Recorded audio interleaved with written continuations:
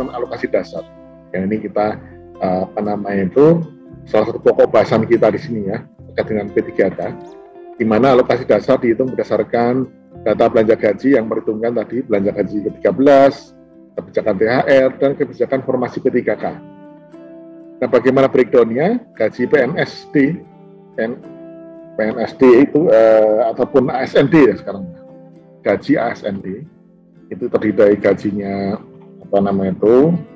PNSD dan ASN dan P3K yang sudah diangkat, ya sudah di NIP, sudah diangkat, itu kita perhitungkan gaji pokok dan tunjangan melekat, tunjangan keluarga, tunjangan jabatan, ya, fungsional struktural umum, tunjangan beras dan tunjangan PPh.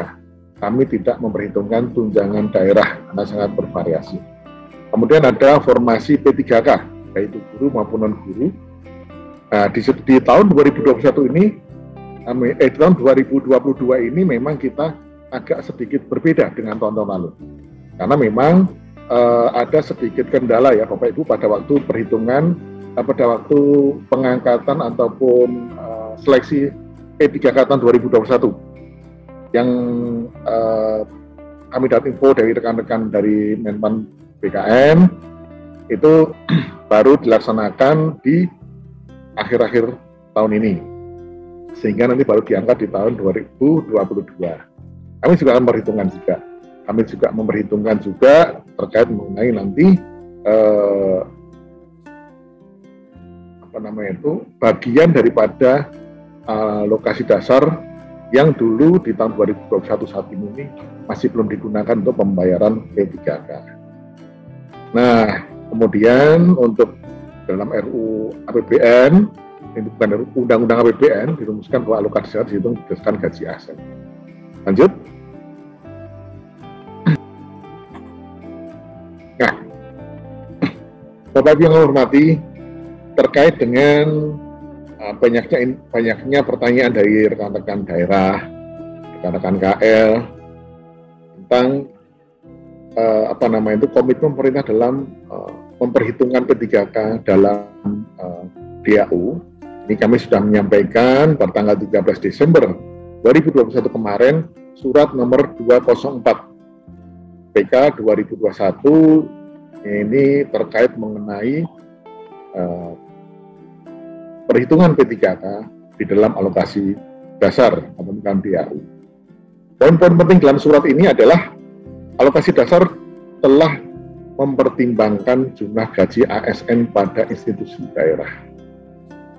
Kemudian kami mendasarkan itu semua dari KL, rekan-rekan kami di Kemenpan RB. Karena bagaimanapun juga kami tidak bisa mengambil data secara presisi, dan kami benar-benar disupport dari teman-teman KL, dari teman-teman Kemenq lainnya dalam rangka untuk backup ataupun supporting data.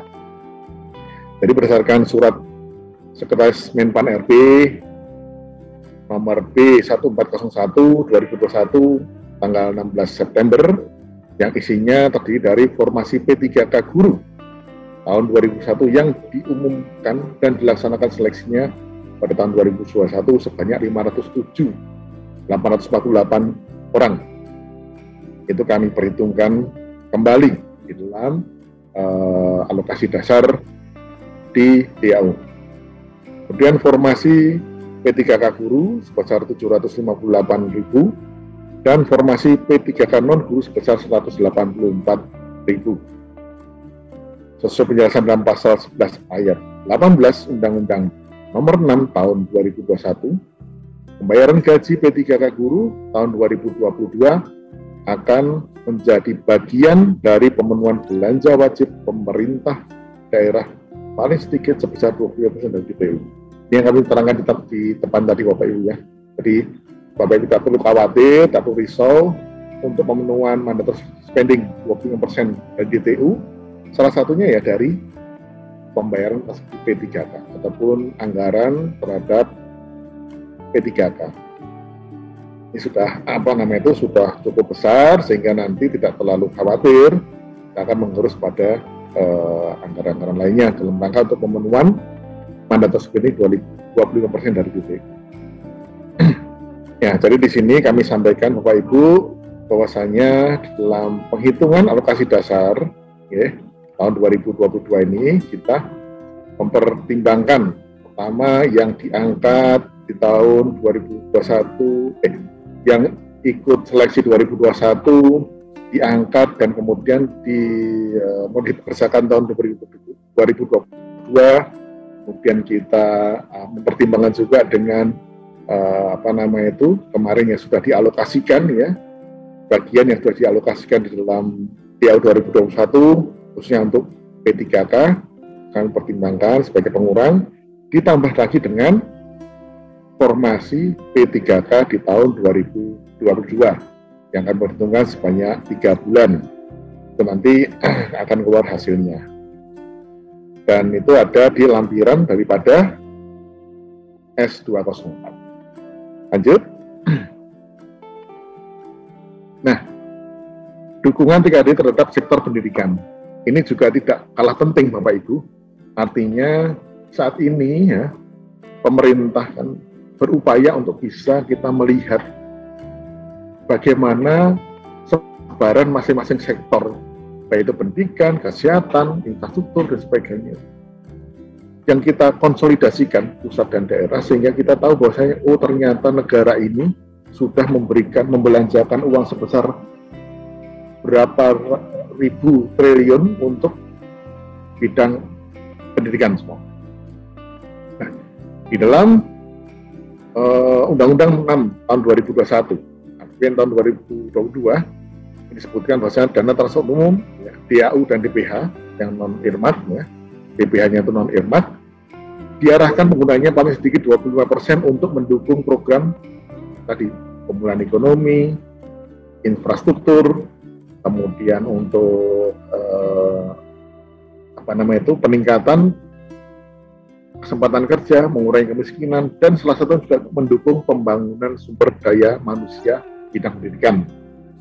Di sini dijelaskan bahwasanya yang dimaksud dalam mendukung pembangunan sumber daya manusia bidang pendidikan adalah di dalamnya itu ada termasuk pembayaran gaji P3K daerah, sehingga nanti dalam pemenuhan DTU ya Bapak Ibu kan nanti menganggarkan kan, kemudian ada anggaran untuk pembayaran P3K itu sudah bisa diinkludkan ke dalam pemenuhan atas mandatory spending 25% DTU. Dan kita ketahui bersama Bapak Ibu, alokasi anggaran fungsi pendidikan dalam APBN itu sebesar 541,7 triliun. Dan fungsi pendidikan melalui TKDD ini yang kami saat ini kami grab daripada data-data Bapak Ibu yang disampaikan pada kami lewat SIKD itu sebesar 290,5 triliun. Dan ini ke depan sekalian kita juga menyampaikan bahwasanya nanti perlu adanya tagging di APBD Bapak Ibu untuk mempermudah kita bersama dalam rangka menunjukkan bahwasanya rekan-rekan daerah itu sudah memenuhi daripada minimal 20% daripada mandatory spending pendidikan dengan cara ya tadi tagging atas salah satu tagging terhadap BAU untuk yang belanja yang ada hubungannya dengan fungsi pendidikan. Lanjut.